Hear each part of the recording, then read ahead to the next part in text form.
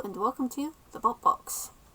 Well, Halloween was last Friday. I didn't do any dress up until Saturday, but when I did dress up, I was dressed as Buffy the Vampire Slayer and learned that blonde hair dye is not in my future.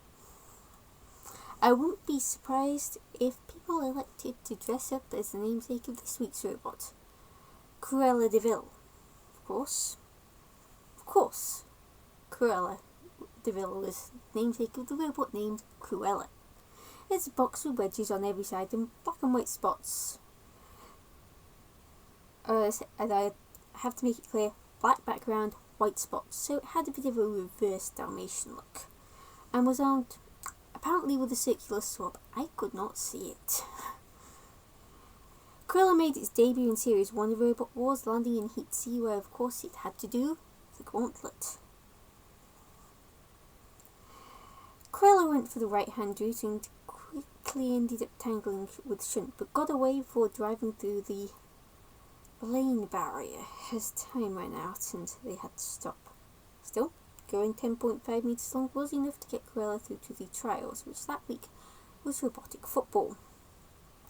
Despite being in poor position to get to the ball, Cruella went nowhere near it, getting beaten to the ball by pretty much every robot in the field. The first bot to get to the bot, Boxy Robot the Bruce, scored a goal and was removed from the arena. So, on to the second goal attempt. Cruella finally got to the ball, but thanks to fellow wedge Wizzywig sticking its oar in, the ball slipped away amongst the other bots. Dreadnought did not help matters, by the way, sticking its oar in and stopping. And ultimately another Wedgehog got a goal via deflection.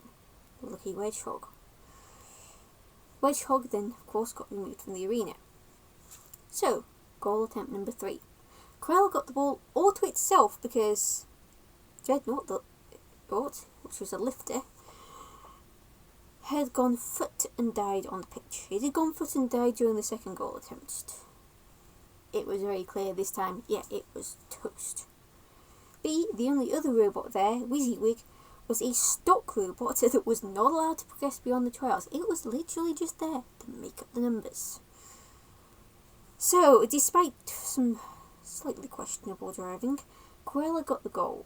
Cue the excuse to eliminate Wizzywig, less touches of the ball. And on to Cruella fighting Robot the Bruce in the Heat semi-finals. There were some pushing wars early on, and the two robots dancing around each other. Cruella was holding its own, actually managing to get one of its wedges in and underneath Robot the Bruce, and managing to win one of those pushing wars. But not long afterwards, without warning or provocation, Cruella just drove onto an arena grill, which 1. Cruella couldn't escape from, 2. that beat Cruella, and 3. that instantly eliminated Cruella. Cruella's driver, Philip Martin, winced. I feel his pain, having driven into a pit myself. Cruella returned for Series 2, more boxy, red with white spots on, and a changed team. 2 of the team members didn't return, and the person operating Wizzywig was there instead. Cruella's weapon was also a bit more obvious, but had a very, very exposed weapon rotor, which, well, on the positive side, there were no axes in the heats, as far as I can remember.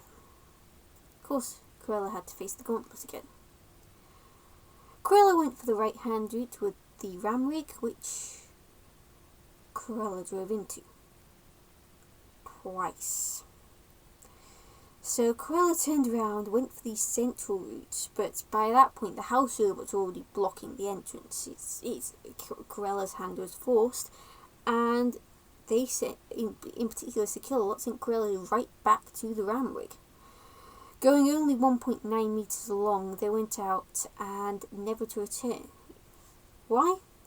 Its creator, Martin Smith, became a judge in Series 3 and thus could not enter Cruella again. Cruella held its own in battle. It's a shame it only had the one actual fight. With a bit more aggression and particularly control, it could have at the very least taken Robot the Bruce to the judges. But its fatal flaw was very much the driving. Oh dear. I am not in any position to perform a comedy roast on Philip Martin's driving. I am speaking as someone who has fought with a robot and has considered my own robot's greatest weakness to be the fact that the person holding the remote control, driving the robot, is yours truly. So therefore, before I start throwing stones in the glass house that I ended up resident in, I shall move on to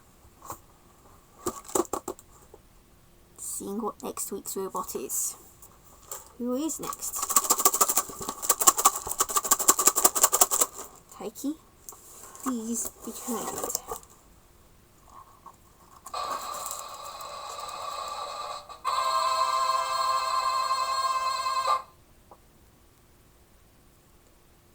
Stomp. Oh, I think I remember that one. I think it was in Hypnodisc's first heat. Until next week, Calcium 244 out.